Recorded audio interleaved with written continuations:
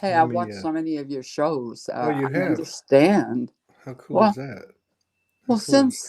since when you were in Hawaii, whenever that was. Oh, that's right. I can't believe that happened. And there we go. It's starting to come on. Yeah, I mean, like the uh, the threading of everything, the way everything's connected. Like I know. I, I don't, oh, God, that's crazy. Because like since you told me you discovered Soulogy through the shows I did with Lisa, Right. Transcendence Brown. Like I mentioned that on the last show, and several women made comments on YouTube and Facebook that it was the same for them. Yeah. And then when you said, I don't know if you remember me, but I discovered you. I think what your message said, I discovered you watching you and Lisa Brown when Lisa Brown was on your show, and then I started watching you and Morgan, and I became kind of engaged with that. And I actually, you go, I don't know if you remember, but I actually sent you some money to get her over from Australia to Hawaii. And I'm like, oh my God, you can't make this stuff up. Like, I know.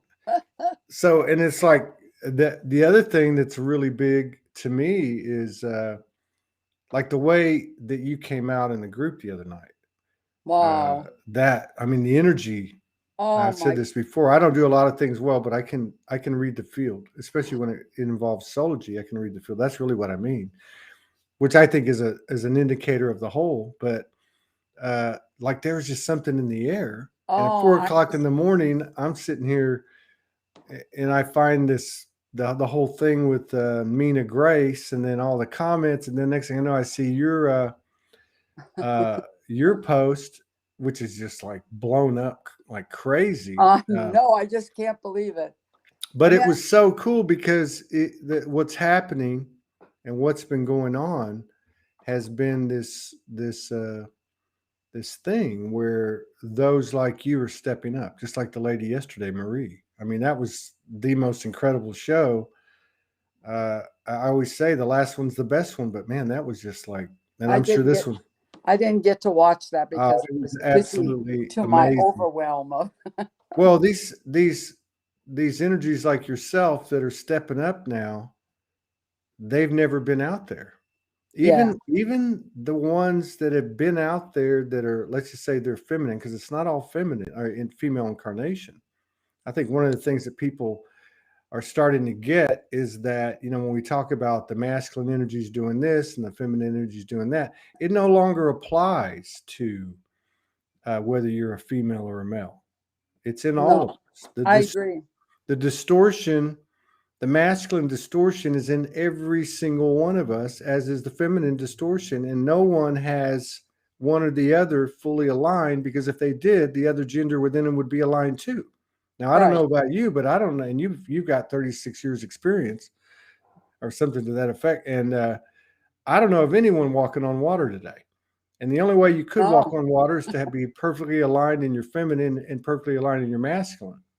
There's, it's just you can't Yes. have, if you have 100% in one, you're going to have 100% in the other. But the fact that most of these are women, many of them have been doing this for many years in anonymity and without any uh, fanfare or any notoriety, because they didn't even want it, and you didn't even want it, and you made that post, and that's what the world needs. And it's Yeah, just it's amazing to see this happening. So I can imagine. in your post, you talked about how you and I know that guy, that show you were talking about, he's like, do you want to shine today thing? I go right into the conversation. But No, I know. you talked about how you were 40 years old, I believe, and Uh-huh. you had an experience. We can get into that, and then really what had happened since then, and I love your quote. You're like, I was there when the hippie movement. I was there with the New Age, and I was what was it? The New Age. Teleseminar. Yeah, the teleseminar, New Age, which has still got some life out there, and then Yeah. the light worker thing. And I also love the remark that you said about uh, I'm reading Mina Grace's post and all the comments, and these are light workers, and we call ourselves light workers, which was my point on what some people call a rant the other day. Well, My I point called it a was, rant. yeah, well, so did a lot of people, but and it was, and but but there's some truth to that, and I think that people want the truth now, I and agree. and I think it's just time to cut the BS out. We're in the no BS zone, I agree. and it's going to make people uncomfortable, and that's okay because that's what we need.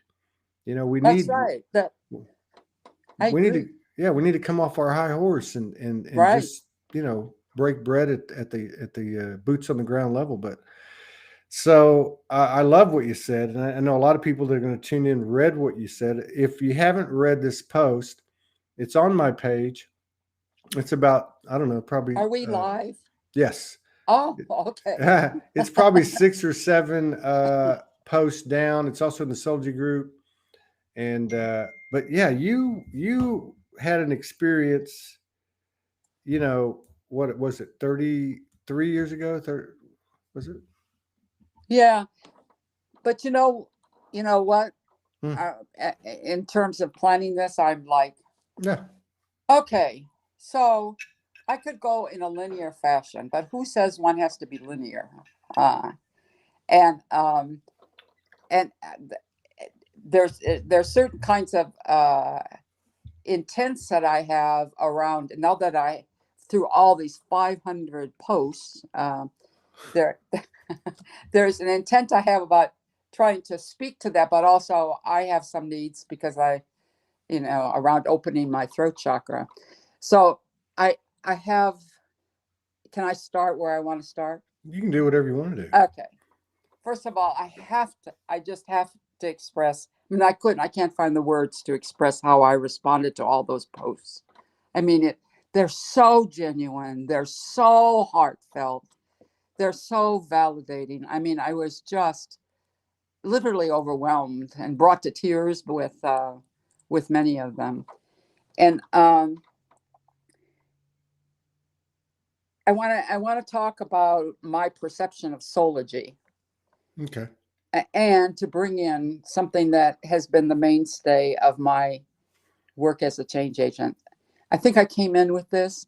I have an intimate understanding of the human perceptual process, which we're all talking about these days around triggers and the like. But I have this way of explaining it, and I've used it when I was teaching, when I was in the corporate world, wherever. I mean, it's part of my life. So the missing piece for I think in looking at this is that what's out there. I called it raw data.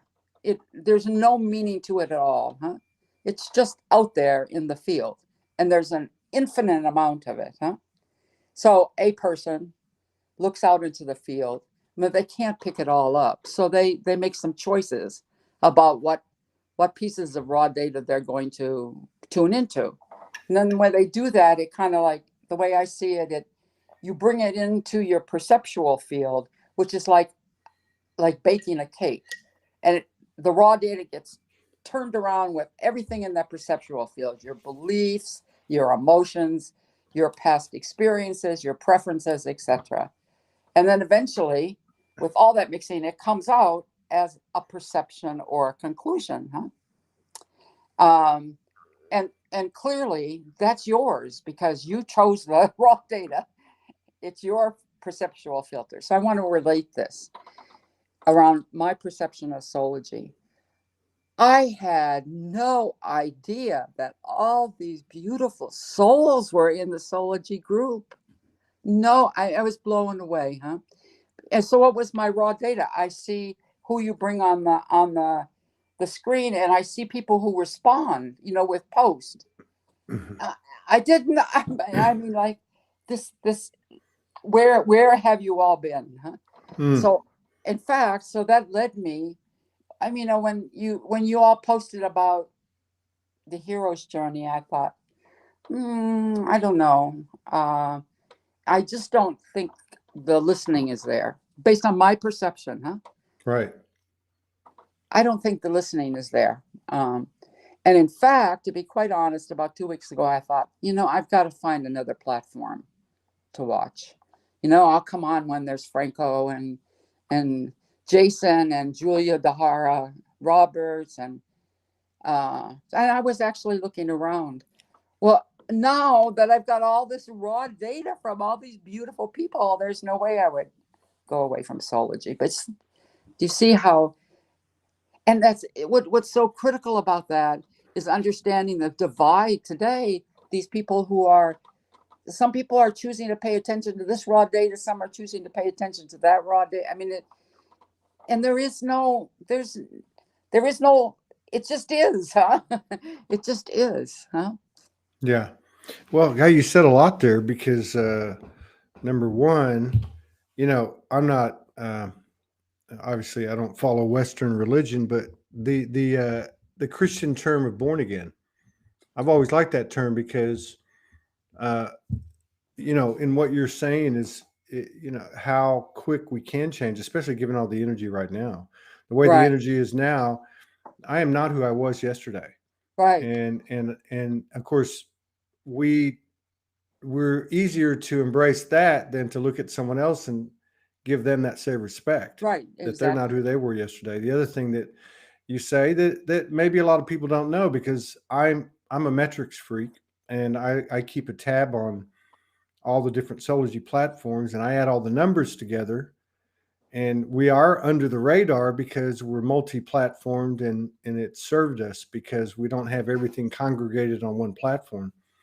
But one of the things that's very unique about Soulogy, because there's many groups out there that on paper, if you just look at the Soulogy group, we got 35,000 people. Soulogy One Studios Right. page is another 25,000. There's 30,000 on my page. There's 10,000 on YouTube, and then you got a few other ones. But my point is the level of engagement. So Yeah, if I went out tomorrow with what I know, I could go start a group in Facebook and give it a really great name, yeah, and I mean like light workers of right, right, the right. world or some Yeah, kind of clickbait name, and you could have 100,000 people in there in no time. yeah, Uh, we've never thrown people in the group, which you can do. It's always been come in if you want and leave as you want. But the one of the real striking metrics is the level of engagement, which typically in a given week is going to be around 65% of the entire community, based on the number of right. people that are in the group. Even though it's a public group, anybody can see the post and anybody can see any Right. in posting. Okay. So most of the groups that I've looked at and that I've been associated with, some 500, the level of engagement is usually anywhere from 5% to maybe 15, Right. and we're at 65, 60, Yeah. 65 week in, week out. So it is a very active group. I appreciate the fact that you brought that up. Yeah, And I just want yeah, to put my arms around all of these people that mm, posted and give them a big hug. I mean, I can't begin to tell you the love I felt, the validation, and the opening up I mean, there's going to be a Crohn's group that grows out of this. The mm, Crohn's are already talking to each other back and forth. yeah, And then I have all of these friend requests on my Facebook page. And I have to say to you all, my Facebook page is designed for this community I live in. I mean, we talk about dogs and recipes and the like, and they just don't have the listening right now to deal with. I let them deal with my energy, but not what I have to say. So I was thinking, okay, I will put together another Facebook page. And this little voice said, "Well, dummy, you already did that." And I said, "I did." Just listen to this. So back in 2019, I had come out of one of my processes, and it's like my life was coming together. I was working and being paid to work with this man, this 87-year-old man with dementia, who I was very energetically connected to. I was the primary caregiver, 30 hours a week. And I knew at the time that I had to balance that. So I volunteered at a preschool working with 3 and 4-year-olds, so that I was at both ends of the spectrum, and I could balance my own energy with that. And let me tell you what an experience that was. One little thing I have to share. I would go on Tuesdays and read stories in threes, so I had to read the book about 5 times. And then the Friday I would go and play. And there was this super duper teacher there. And one day I walked in, I was sitting there waiting to read. And she looked at them and she says, you know, did you notice that Miss Bejoy is showing up here Tuesdays and Fridays? And she reads. Now, why do you suppose she did that? And Todd, immediately and simultaneously, they said, because she loves us. I mean, I was just like, oh, you know? Yeah. Anyway, so. And that's the truth. Yes, that's the truth. And then when I would read, some of them would come up. There was one book about how high is this? And this little boy looks at me, he says, well, it's infinity. I'm like, where did you learn about it? Anyway, so I have my dementia patient, I have my children, and I got the vision of a website I was going to put together. And it was going to be my contribution to humanity. It was going to be a reservoir for my writings. And the gift I wanted to give, it was heart-to-heart chats, no fees. And I wanted, this sounds like how can I put this? I didn't want it to be the traditional model, So you didn't have to call ahead for an appointment. It didn't make a difference how many times you came. If you needed to have 15 talks in order to work through, or if you had one. In other words, totally loose structure, So with that in mind, I set up this Facebook page, Heart to Heart Chats. Well, there's already 3 requests from the other day that want to, I mean, my heart to hearts just came alive. There's this woman who spilled her heart out to me as a mentor. There's this wonderful 60-year-old man who said, I want to see like you see. Can you help me? And it sounds like he's hitting on you. No, Todd. No. Oh, you know, Todd's got to be Peter I Pan. know. That's what I love about you. And then this other woman just reached out to me today who's in her 70s and so lonely. I mean, I'm like, oh my God. Anyway, so to those of you who have friend requests, I'm not ignoring you, but I got to put my effort on getting this Facebook page together, and then I'll be back to it all. So the other thing I want to say right here is, what in my post and what I say today, I just want to assure those of you who channel and do light work and all those things, I have the most honor and respect for you. I mean, you are the future, and I'm going to be playful. I was playful around it. I'm going to be playful around it, but it's only coming from my playfulness, And if I talk about the jargon, and I've got to illustrate this, I've got to tell you this story. So you all are talking about dragons. Dragons? What is this all about, And I didn't disbelieve it, but it's kind of out of my realm. So I open up my screen door one day, and there's a dragonfly there, and it goes and bites me on the arm. No, dragonflies don't bite, I know they don't. My arm swelled up like this for a week, and I went, holy moly, I just got a dragon activation, in my own way. And then I was sitting on my deck thinking, well, I wonder if I can afford to buy a potted plant. So I went to the garden center, and I saw this one that was really cool. And I was talking to the lady about it, was in the shade. And I said, well, how much is it? And she said $1. I thought, well, yeah, wow. I take it home, and it's a red dragon flower. See, the universe works in different ways. Yeah, and it does. I do believe in dragon energy. So, and I honor and respect all of that. Oh, and then I have to tell you this. I've just come out of 6 months in solitude, a process I go through quite frequently. And I've learned to surrender to it, but I have to have something for my mind to do, huh? So I subscribed to Netflix. And I thought, well, what am I going to watch? And I went through and thought, oh, there's a series on Merlin, and Merlin is Todd's good friend. And I think I'll watch that. And then that led me to The Gift and to The Protector and all of these things that were really, they were helping me visually understand a lot of what you all say, huh? Mm. And then there's this voice that says, boy, you're really wasting your time, huh? You really should be doing cleaning. I said, please go away. I am receiving code that's activating me. So I do take everything you all take it in. It's been wonderful.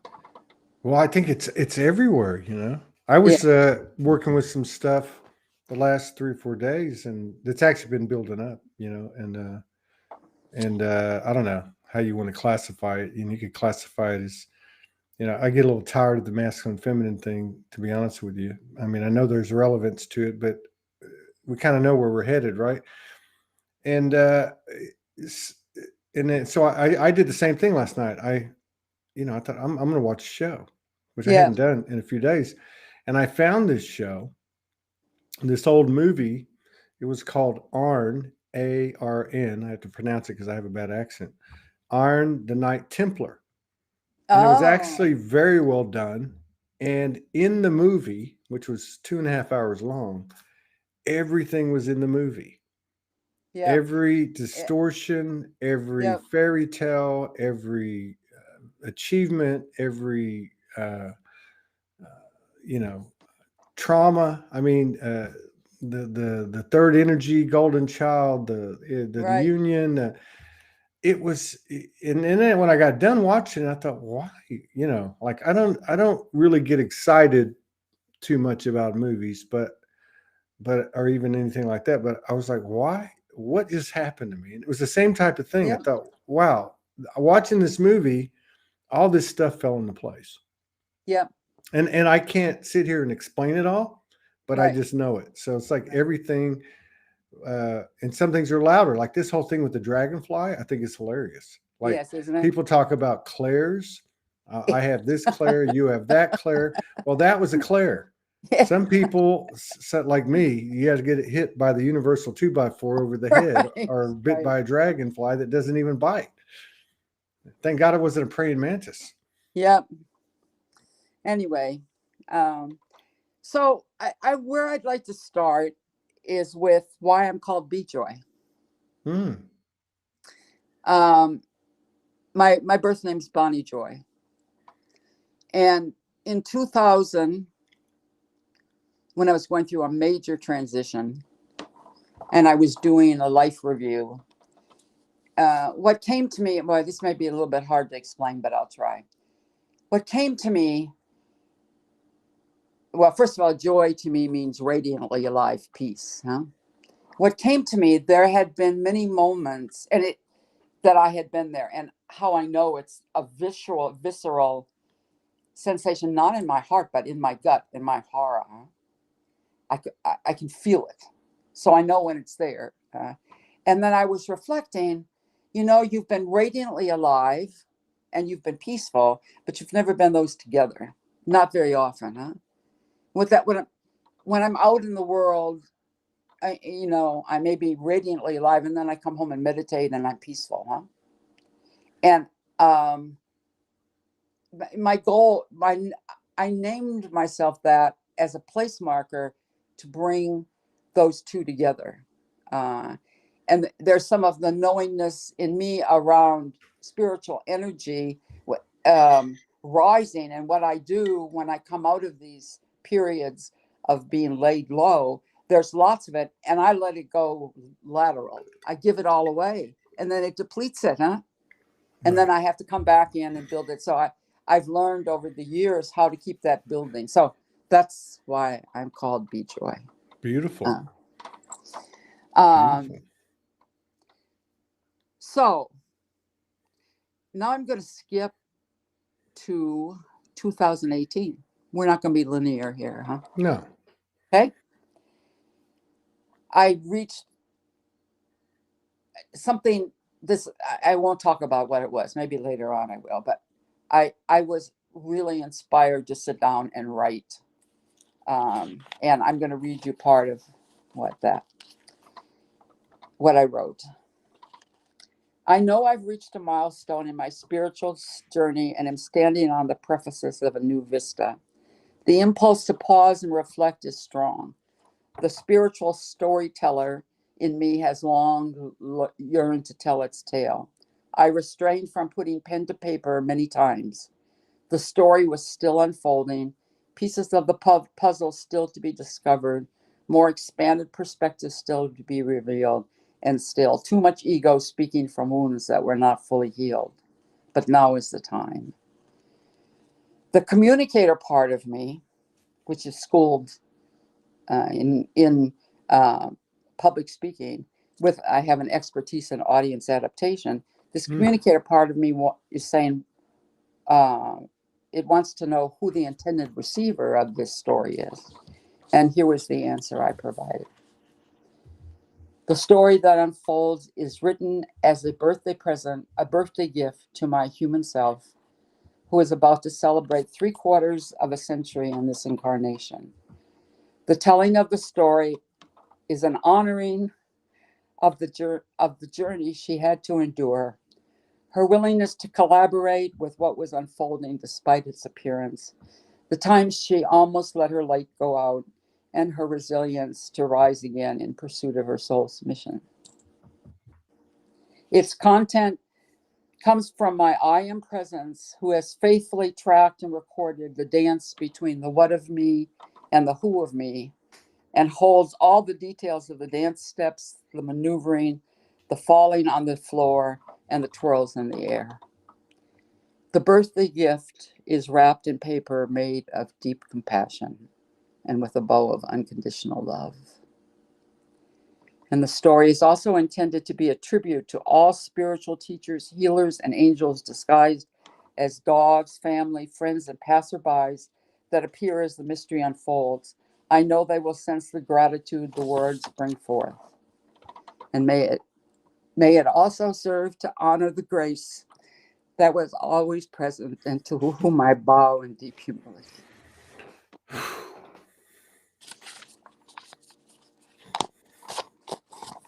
Wow. Thank you. You can see there's still some emotion there with that. Yeah, all of us. And by the way, I didn't, 100 page late. I mean, it was a wonderful thing. It's probably like people who journal every day. 100 pages later, I had such revelations, and I never finished it. But maybe it's coming, huh? Okay. So let's go now to my shift in consciousness in 1981. 1981. I was 40 years old. I think it was 1981. But I'm amazed at how you remember dates and months and what divine essence appeared to you. And my God, I'm not there, huh? So let me tell you what led up to it. Early part of life, I'm teaching at the University of Maryland, and then I decide I'm going to work on my PhD, and I go to Rider College in Pennsylvania, and worked at a temple. And in the meantime, I met this man named Carl, and I really didn't expect the relationship to last. In fact, I had been involved with several married men. Obviously, something about me and commitment. But anyway, we did decide to get married. And for me, it was, wow, we're really good friends, and I'm very independent, huh? And I can lead my independent life, and he's got a wife and 4 children. And so, okay, this will work. So we got married, and I don't remember the exact vows I made, but I know what was in it, that if any time in the marriage, one of our personal growth was hindered by the marriage, then it was over. Right. Okay. So at the time he was living in Maryland. I moved there. And then he got a job, and he has a similar background in me as in organizational development and communication. So I moved there, and then he got a job in Corning, New York, and I went, and I was, I couldn't find a job. and I said to him, look, I'm going back to what, there's no way. Anyway, they must have, it was a small community. They must have all gotten together and said, no, we need to keep this woman here. So let's find her a job. So I did get a job as director of faculty development for a consortium of colleges that with the Lilly Foundation. So then Carl starts traveling overseas with his job. And one thing led to another. And he was asked to stop in the Philippines one time because the large companies there were trying to bring in Western management processes. And one thing led to another, and we got a contract with the San Miguel Corporation in the Philippines as a team, as a couple. So I fell absolutely in love with the Filipino culture. I mean, I came home there, And part of that was I felt whole. You know, I could be in my left brain, I could be in my right brain. I mean, I love the people, I love the culture, the rituals. I mean, this was my heaven, And you know, I'm called the mother of training in the Philippines because I rejected the way they taught how to train in the educational system, because I had developed from watching myself a much more intuitive approach. And so I was training people all over the place. One time, the World Bank hired me to do this with 13 people, with a group from 13 different cultures. You talk about a stretch. Yeah, that'd be difficult. And I never forget the guy from Nepal, because he namaste'd me every time that I came in. So anyway, I'm happy as I can be. And then Carl decides, well, we're going to go to Australia. We're going to do business there. And I thought, no, but I didn't speak up. So we start negotiating a joint venture with the largest consulting firm in Australia. And I mean, listening to all the Australians here, it took me all back to these memories, just a few highlights of that. We did a marketing tour. We went to all the cities in Australia, talking about what we did, and the feedback was, well, these people, these Americans don't know anything about the labor situation in Australia. You know, I'm not sure we would want to hire them. But at the time, the consulting firm, that one of their clients was Westinghouse Brake and Signal, and they got rumors that they were about to strike there, and they said, "Can you come in and see if you can stop the strike?" So they said, "This is a great opportunity for Bonnie and Carl." I was known as Bonnie then. So I'm like, really, we want to do this? So we had a meeting they formed a group of 3 foremen, 3 tradesmen, and 3 union leaders. And there was the meeting to present what we were doing. And the union leader got up and said, well, how would you like it if we went on strike over you? What would that do to your reputation? And I'm going, oh. So I thought, well, somehow or another, Carl and I are going to pull this off together. Well, Carl, you're going to get a sense of why the marriage didn't last. Carl decides he's going to go visit Bank of America in the United States, and I'm left here with this. What an experience. It was in the cafeteria in Australia during the summer. I found out the first day that half the group didn't read, so I had to change around all of the material. But the union leader would not stop. I mean, he was out to get me. And it's first time, I don't even remember what I said, Todd, but it's the first time I've ever sworn in a training session. And it worked because everyone, I mean, these guys would bring me Vegemite sandwiches. They would take, what was it called when you go out for beer? There's a special Australian, do you know? Well, you got to learn when you go to Australia. I don't know what that is. So, and so the time we actually solved the problems, and they weren't going to strike, and they had to make their recommendations to the management, and they did so good. And then spontaneously, this one guy got up to the management. He said, "You don't think we think you could really benefit from hiring her?" And I thought, "Oh no, no, I'm done. I'm done." And of course, management wasn't going to hire me. Anyway, this made me famous in Australia. My picture was in the paper. I went to it was quite something. Wow. But I was getting burned out for sure. So it got to the point, and also Carl, he had some business practices that I just did not fit into my sense of integrity. So I said to him, "Look, I really don't want to be intimate with you. Why don't you go out and find somebody else to have sex with?" Because he was highly sexed. So we did. I mean, my expectation was, there's a lot of places you can go. Anyway, he started an affair with a Filipino. And then things got a little messy. Some of my emotions came up, and what what I'm listening to, well, I think we have a very karmic relationship. I think we had the potential to be a divine union. Yeah. I was there, huh? And because my hurt was not around that he was having an affair. It was around, why can't we work this? I mean, he said to me one time, "You're the only person I've let into my soul, and I'll never do it again." Anyway, it couldn't be worked out, and so we divorced, and we split up the business. And we still had this huge contract with the National Power Corporation. And then he lost all the business he had, and then he went back to the United States. And I started building my own business. It was so wonderful to do that. I mean, anyway, I'm into this. I'm going to stay in the Philippines forever. I'm happy. And then the political situation. You're a history buff. You may know this. Mm-hmm. When Aquino, Marcos. when Yeah. Aquino came, well, they were airlifting out Americans. And I'm saying, "No, I'm not going."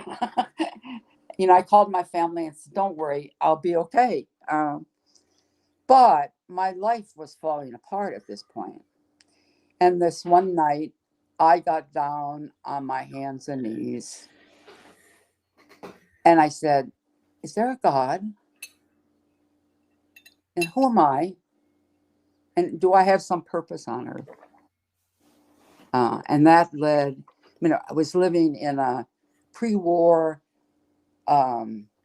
two-story home that was for Americans. It was beautiful with a backyard, and I had a maid who took care of my needs, and a friendly ghost who would come visit me at night. And I came out of that. First of all, I went to the bookstore. I needed to do some reading. Well, it's a very Catholic country, huh?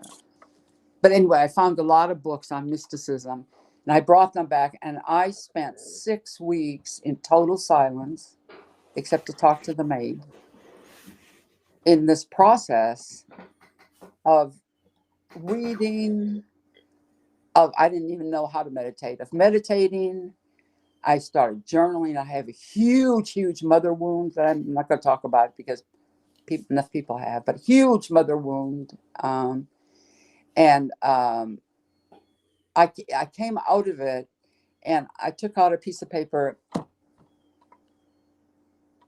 and I said, "Dear God, here's the rest of my life." And I left it blank and signed my name at the bottom. And I added, "I'm even willing to go to Bangladesh." So I came out of that. What can I say? I came out of that a different person. Wow. And I decided I have to go back to the United States. I did not want to go back to the United States. I have to go back. So I leave. And at this time, I had two families. Filipino families are much closer than my own family. One of them was very middle class, into all the Filipino culture and the like, and the other was very wealthy, more Western. And I mean, they literally adopted me. And so I had to leave my family. So I came back to the United States to look for, I came to California to look for a job. And it meant, I eventually, I mean, I did go to Bangladesh, but not the country. I was hired by a major 500 corporation in my field. What a tough transition back to the culture. I mean, I thought I'm never gonna buy a microwave, and I'm never gonna get an answering machine, because there was such materialism here that became so obvious to me. Of course, I got sucked back into getting all those things, of course. So I started my job wondering, how am I going to adjust to my own culture? So I was there a year, and then there was a very progressive company. So the employees got to once a year pick either a professional development program or a personal development program, anything they wanted, and they could go to it. So I picked a personal development program, a 2-week one, run by this couple, John and Joyce Weir, who were Gestalt therapists. And my goal in going was, I got to figure out what's blocking me from, I mean, I got to live in this culture. I've got to figure out, how do I do that, you know? So you're going to love this. You could never use your own name at the work during these 2 weeks. First of all, you had to pick out a name that you were going as. And so I picked Heather Willowtree, because that's me from the Philippines. So you went to the workshop, and for every time you were in session, you had to wear a name tag, which kept changing. Every time an emotion came up for you, you had to put that as your name, huh? Sad, angry, whatever. And if I wanted to talk to you in the session, say you was angry, and I want to talk to Todd, I had to say, the Todd in me responds this way. Me is totally presenting everything we're talking about, and totally reinforced my whole thing of perception. Wow. So then, I mean, we went through everything, every aspect. But I had the blessing of doing this energy exercise with John, which we were doing all sorts of things around. And when we got done, he said, "You know what? I have no doubt that you could survive Auschwitz. Do you have to define everything as an Auschwitz?" And I just was blown apart. Again, my God, my perceptual process of seeing everything in this country as something that, you know, that was very, very, very powerful. And so then I got into that I was an oak tree, because somehow or another I got the sense of my roots and my sturdiness.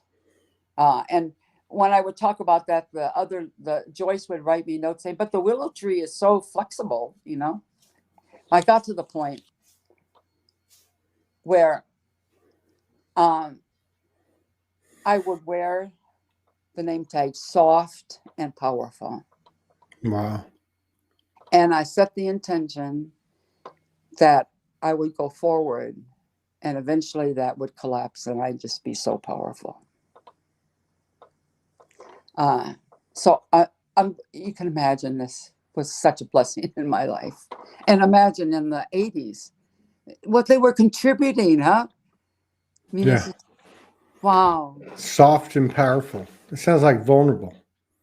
Yeah, what I'd done, I'd shut down all of my femininity and my softness, because I was putting up a barrier. Anyway, it was very influential in my life. Do you think that do you I mean, do you think that that's common? I'm just curious. Like, if that was happening in the 80s, do you think that just by virtue of osmosis and such that, you know, those walls go up? I mean, we talk about the walls that men have. Yeah, I think so. Hmm. Um, It's a feminine part of us that brings the walls down, maybe. I don't know. I've struggled not with what you're saying, but as it applies to me with all this feminine masculine. Yeah. Because I was thinking, do I need to work on bringing together? I mean, and I really looked at it. I found like, I think I'm okay. It's One, really, I mean, when you get down to it, it's really soul alignment, isn't it? it's what? It's really like a further alignment of the soul within the human, right? Yes. I mean, And I think the terms are ways to talk about it, but I think like a lot of things, we get too caught up in the terms. right. The, Uh, the, the yeah. interesting thing is that it's men that, these executives, these presidents of companies, and like, I don't know what happens, but they open there's a very effective relationship. Let's put it that way. And it's nowhere near sexual or the like. I just have a real resonance with the masculine energy, and probably not so much with the feminine. Anyway, so back to the company I was with. So the process, I got promoted, and that was fine. And I was remembering about soft and powerful, and then I really, really wanted to go back to the Philippines to visit my family. So I only had 6 weeks of vacation, and then if I did it over Christmas, then I had more. And I thought, I'll take it all. I'm going to the Philippines. And they had also asked me, one of the consulting firms there, to come and do a program while I was there. So I go to the Philippines. Now, this one Filipino family, the mother, her name is, I call her Mommy Luce. She is the mother that I never had. I mean, I was so blessed. She, before I left, I was having major breast abscesses. In fact, I had an operation, and she said, I really think you need to go see a faith healer. And I was like, I don't think so. So I walk into their house, and she says, okay, I know you're tired from your thing, and I brought in Philly to give you a massage. And oh, by the way, she's a faith healer. So I sat down with Philly, and in fact, I had been the subject of black magic put on me by the Filipina that Carl had the affair with and eventually married. And I was like, huh? And she was going to do a process with me, an ancient process to remove this. So I was staying in the back. It's like a little guest house. And she would come in, and she had a little bottle of oil that she had gone into the middle of a tree to get. And she would rub it all over my body. And then there would be newsprint all over the floor. And the maids would bring in charcoal. Can imagine this in the Philippines. They bring in charcoal, and they put a sheet over me. And I would sit there sweating, obviously. And when they took the sheet off, there'd be all this stuff on the newsprint. I mean, the first time I looked around, there were feathers, there were beads, every imaginable thing. And I'm like, is this real? And so we kept doing this every day until, and I was just an observer. I mean, I was really trying to decide whether this made any sense until the one day she was finished, and I was out in the living room, and my foot swelled up, and this big icky looking bug came out. And apparently that wasn't good, because the whole household was in an uproar, and they had to go get rid and put it on me, and someone had to sleep with me. What in the hell? What? So Did it come out of your foot? oh, it just merged out of my foot. So I'm saying, Jesus. oh, I don't think I can be a passive observer anymore. I think there's something going on here that I need to get involved with. And so I started, when the she was over me, I started singing Christian hymns, which were, my version of adding to the energy there. And they kept telling me, oh, but the woman, she's going to suffer 7 times more than you. Isn't that great? And I was like, I don't think so. I went to a chapel one day. There's this beautiful statue of Jesus, and I said, forgive her because she didn't know what she's doing. I didn't want her to suffer for this. Right. I mean, no. And then Kelly and I both wore bottles of oil around our chest, and they would start working their magic at 3 o'clock in the afternoon, and then the bottle would start going like this. Anyway, this went on for a month. Craig always spent a vacation, huh? And Felly's saying to Mommy Lou, she can't leave yet. I'm not done. She can't leave yet. And I said, there's no way. There's no way I can stay any longer. And so we'll just have to let the chickens go where they may. So I did my program, and on the way home, I'm like, did this all just happen? Or did I? It's kind of like, did I have a dimensional experience? And more important, it was, who am I going to talk to when I get back about this without thinking? And I actually didn't talk to anybody about it. Good move. That was probably a good move. Right. So, okay, I go back to my job, and I'm slowly increasing. I was the change agents of the organization. I was trying to build a new culture, and I was slowly increasing in my influence, and I maintained me. I mean, they never, ever called me woo-woo. Never, ever. I had a great deal of credibility, but I would do all of these. I was playful. I was like, when I finally made it up to the leadership council level, I would say, no, the emperor has no clothes. Does anybody see this? And then I would always be the messenger that would bring things from the employees, and then they'd beat me up, and I'd have to say, hey, anyway, I was doing my dharma, huh? I was in Bangladesh. I was doing my dharma. So I started experiencing sleeping and this energy enveloping me over my back, really crushing me. I don't know what made me do this, but I, in my mind, take out a sword of light and just cut it, and it would go away.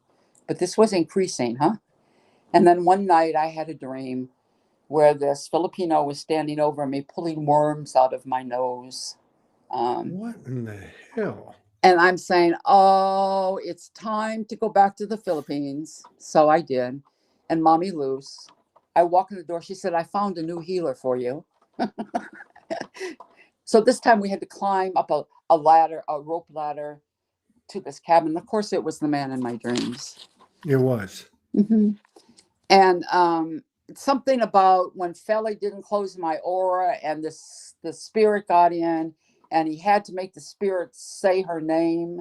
And so he was stuck an unlit matchstick between my toes, and I screamed and screamed and screamed and screamed. I finally said to the spirit, you better speak, or you're, and finally her name came out.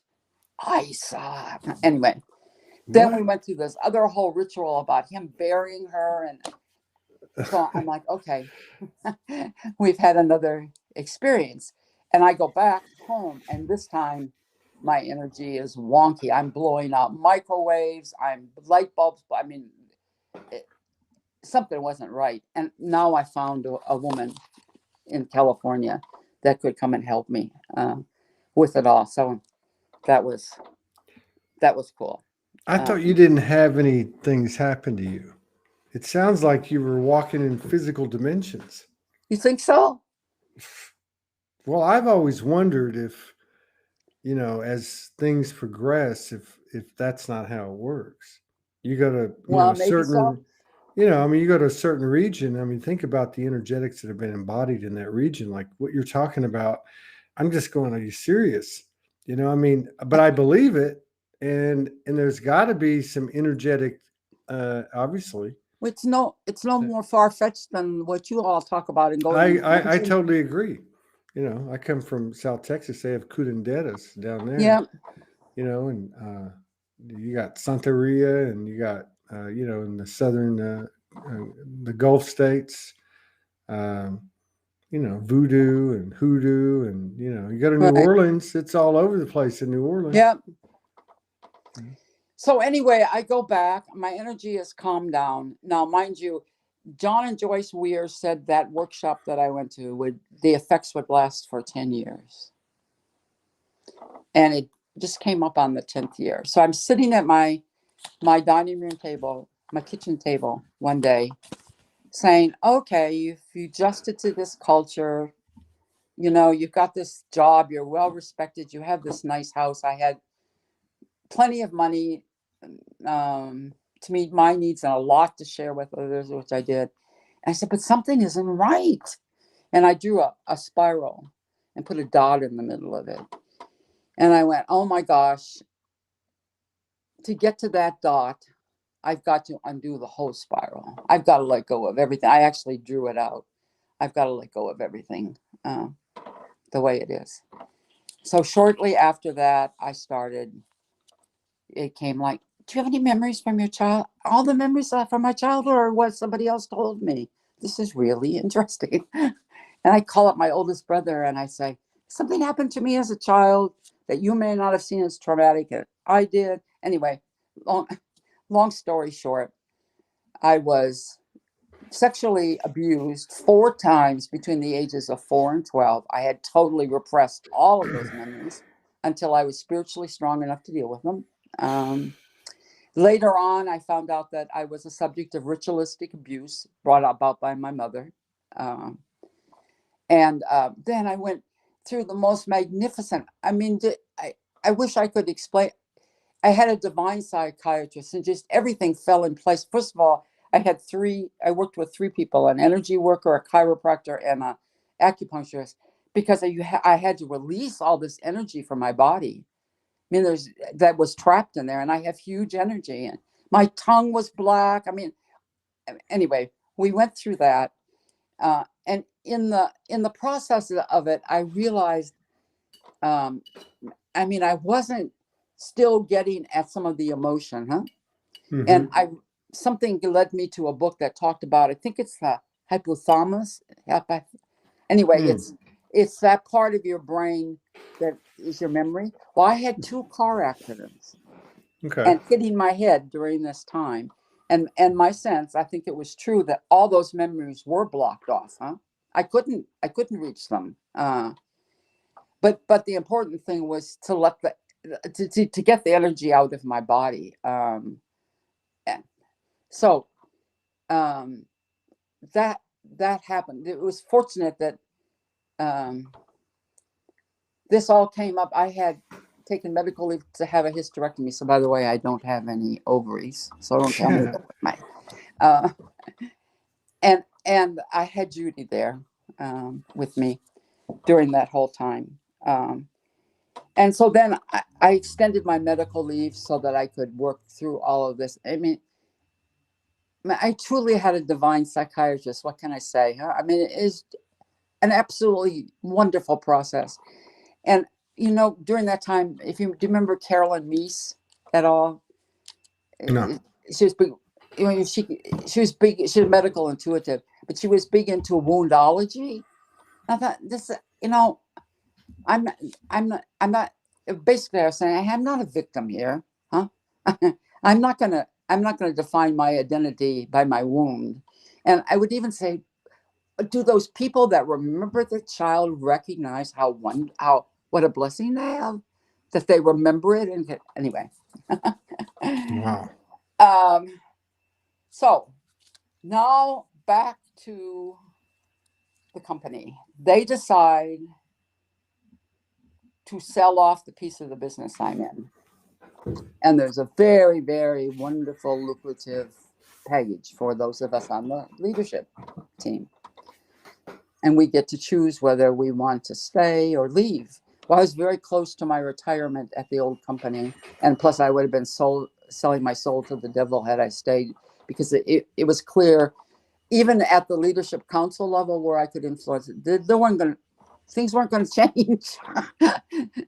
Things were not going to change. And I was also a little worn out from all of this. So I say, great. And I told the president, the boss, I said, I had done this before. I need to make a change, and I'd like to go out and explore nonprofit jobs. And he said, fine. He and I had this wonderfully close relationship. although he would ask me in meetings where that were so important, and I'd be walking around, he said, "Are you contacting spirits?" Jeez. And one time I said, can I expense a reading with an astrologer? But he's a wonderful, wonderful man. So during this time, I go to the Noetic Science Conference to kind of explore this whole area. And I got into a drumming ceremony with this Swami, and I had some rattles with me. And I started rattling. And what I was supposed to do next just opened up. I was going to go buy land. I was going to build a retreat center for executives. I was going to bring them out on the land. I had a program called Beyond Power, Perks, and Prestige, the next grander version of you. And that was going to support a center where people who were in a transformational process were going to come. And, all of this was great. So I said, okay, that's what I'm going to do. And I'm a real risk taker. I took all of my money. I didn't save it for my retirement. I took all of my money, which was substantial.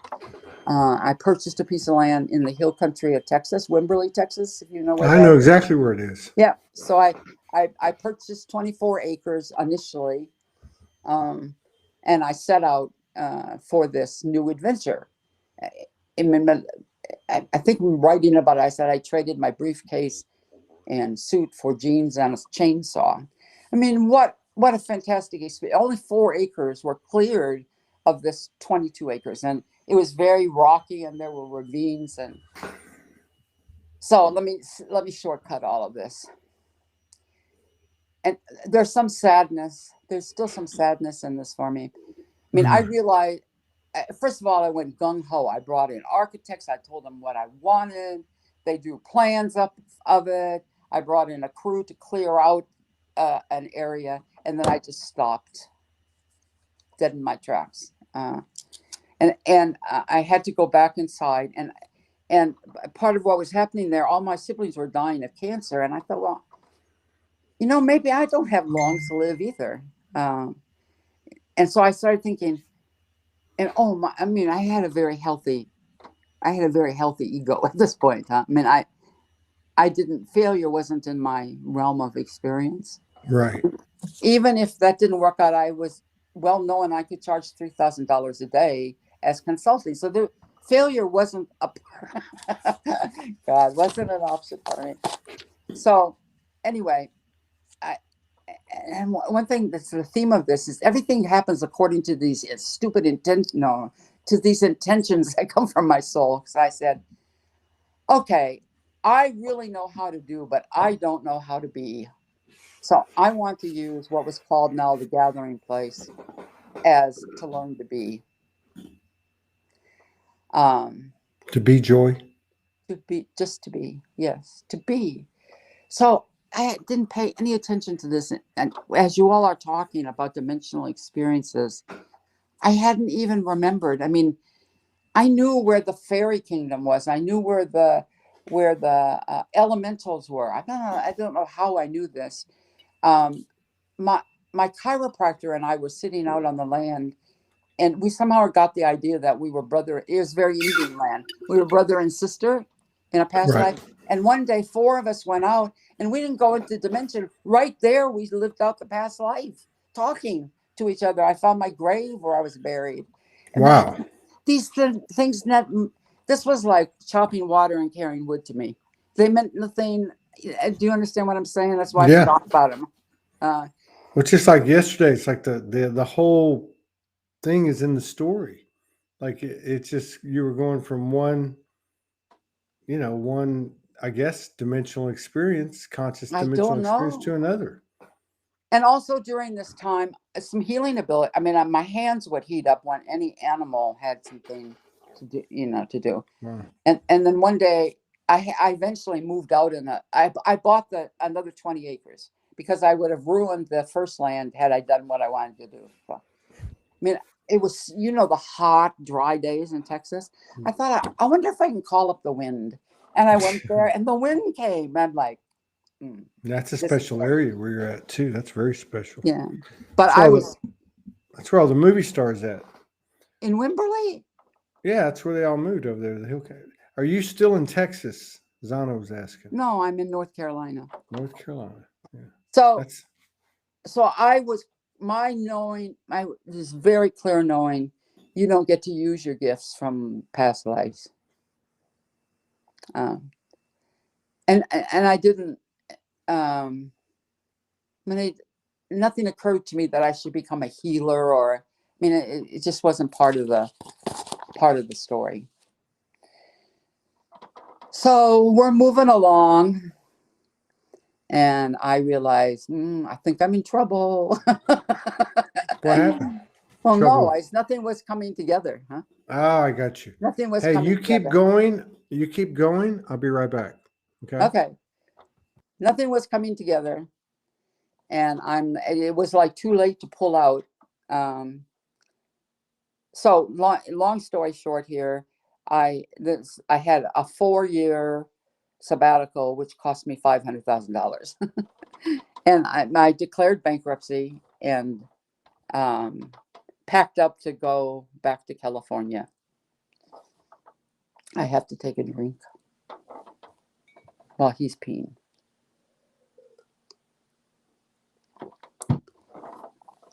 A very important part of this whole story were my dogs, who were my soul partners. And I had a 10-year-old corgi who had lost the use of her back legs. And through an animal communicator, I knew she wanted to stick around because she thought this was going to be, that she was going to be able to incarnate as a human her next time around.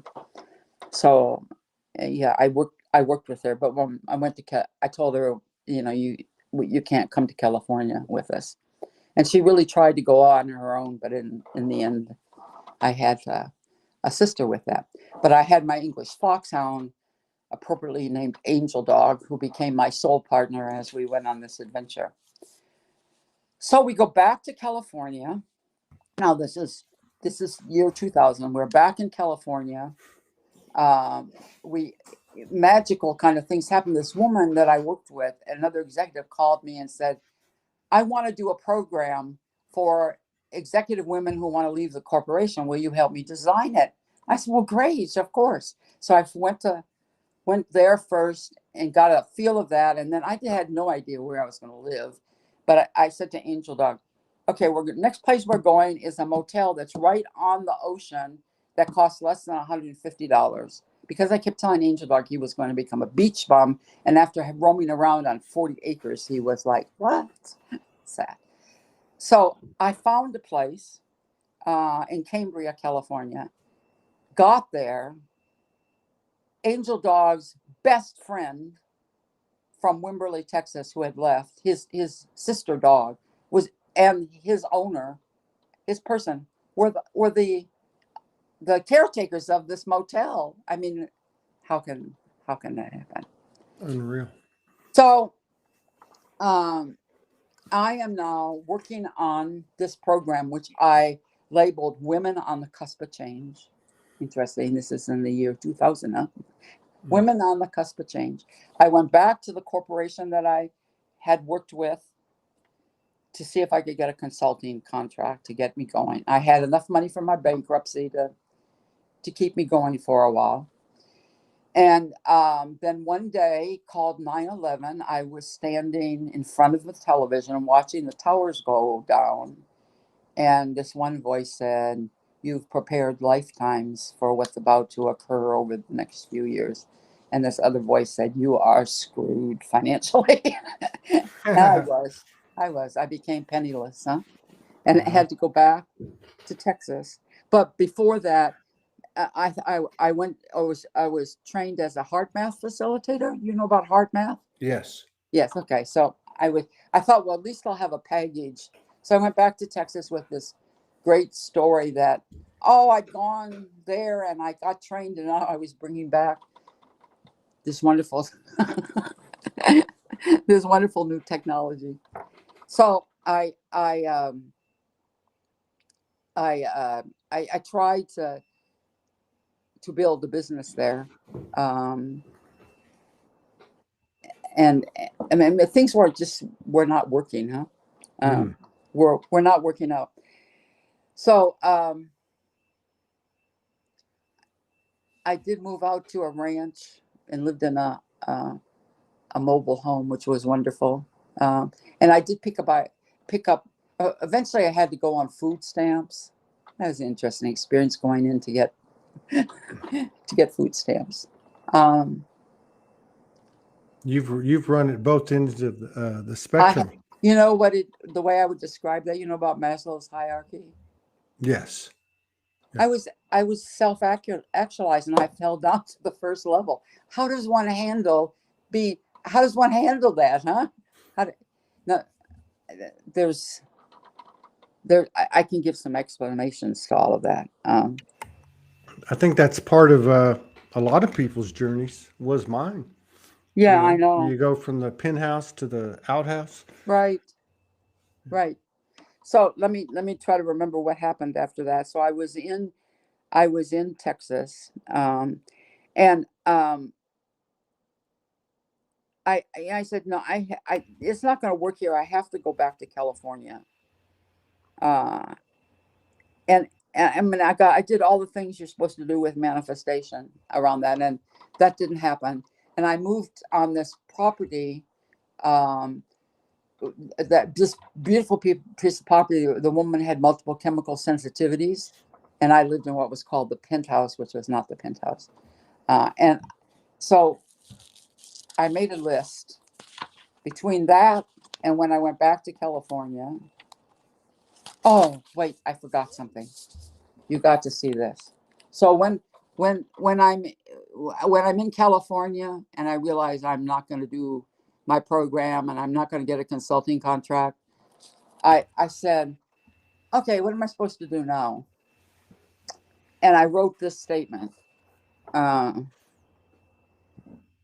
I am a connection rod, connecting sentient beings to learning, integration, growth, healing, and transformation.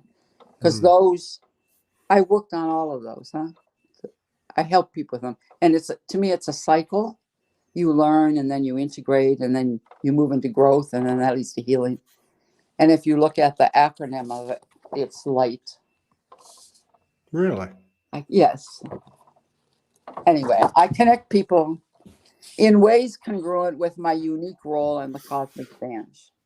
As a connection rod, my intent is to be of service to the present moment, always standing in my truth and moving in joy.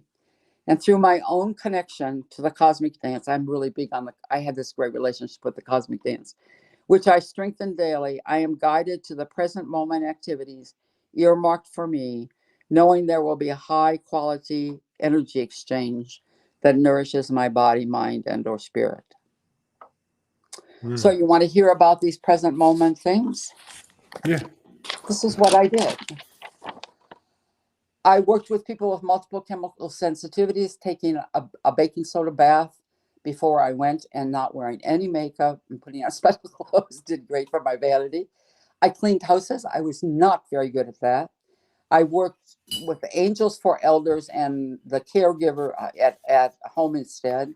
I did telemarketing. I was a sales assistant. I did call people at a blood bank. I was a lead generator at a company. My God. I worked with the developmentally disabled, and I was in sales at a furniture store. These were anything that I would choose, but each one of them, they, you know what happened?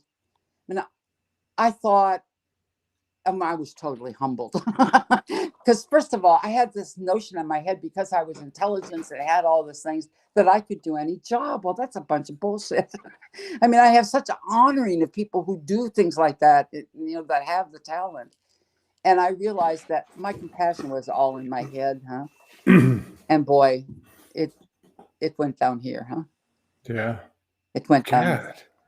Um, You are something else. You got like but 15 lifetimes in one. yeah, but during this time, um,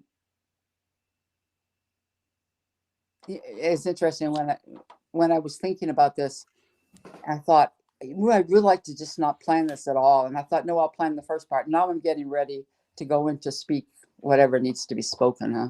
So, well, I don't know what's going to come out or how or whether it's going to come out in. Well, I think what we need to do is we need to schedule another one. Oh, okay. Yeah, we had to do the same thing yesterday. We went about an hour and 15, and That I would had be that would I be have fine. That yeah, would yeah. be So yeah, because there's no rush. There's no point in rushing, and obviously the people, uh, the community is. I'll just in closing this one, hang in there, guys. It's going to be all right. You can do it. Uh, it, it It's just like Maurice from yesterday. It's just like the story has all the code. The story has all the code. There's no instruction. It's just you guys just hop from one dimension to another. I told her yesterday, I'll tell you the same thing. It wasn't that you were going into dimension, you are the dimension. oh It's wow. like as you went into these places, everything changed. Oh my gosh. Thank And you for that. I think in your post you mentioned change agent. Yes, Didn't you? I'm a change agent. Okay, so there you go. There you go. Wow, thanks for that perspective. Yeah, there you go. That's yeah, because the nice thing about her story and your story today, first of all, they surfaced at the same time. Second of all, it was like these anecdotes are the code. So it's like the story and the energy and the frequency that y'all are telling it by carries the code. And then of course the way you sum it up, I mean, so many people make sure you ground and you got to do this and you got to do that, and you just say, hey, it's going to be okay, just hang on. Yeah, Right. I it mean, is. it's Magic is happening. Magic is happening, huh? absolutely it That is. magic is happening. So we'll do another one here in the next few days. Thanks, Just Todd. I'll get back with you and Marie from yesterday, and we'll do a part 2 for both of you. Thank you for uh, everyone that's been listening. I love you yeah. all. Yeah, and if y'all haven't checked that post out, look it up in Soulogy or on my page. It's about 7 posts down. But yeah, I did, and I'd keep going, but I've got something else I've got a Well, commitment to. no, go. 13 minutes. So, but yeah, it's lovely sitting down with you. I look forward to doing it again in the next week or so, and I'll be in touch. And yeah, we'll be back for part 2. Okay, great. So you're in what part of North Carolina? I'm about 20 miles south of Asheville in this little town called Hendersonville. Oh, I know exactly where that is. Do you? You know Yeah. where everything is. No, well, I used to hang out over there. In fact, that's a very powerful part of the country. I Yes, it believe. is. Yeah, I believe it's. I believe it's like Arkansas. It's Yeah, kind of under the radar, not a Sedona, not a right. Shasta, but kind of there's something to it. Just driving around over there in that state, and you can just feel it. I mean, Yeah, there's just a whole melting pot of different energies and histories and spirit and so on. But yeah, we'll Bruce says he's from Brevard to Mars oh my Hills. gosh, Bruce, who always comments on Yeah, YouTube. yeah, yeah. Oh my gosh. He's a wild man. He's a wild man. Yeah, well, tell him we need to meet up. I'm a wild woman. All right. You take care, and Okay, we'll see you in a few days. all And right. we'll talk to you guys, everybody, later. Thank you for popping in. And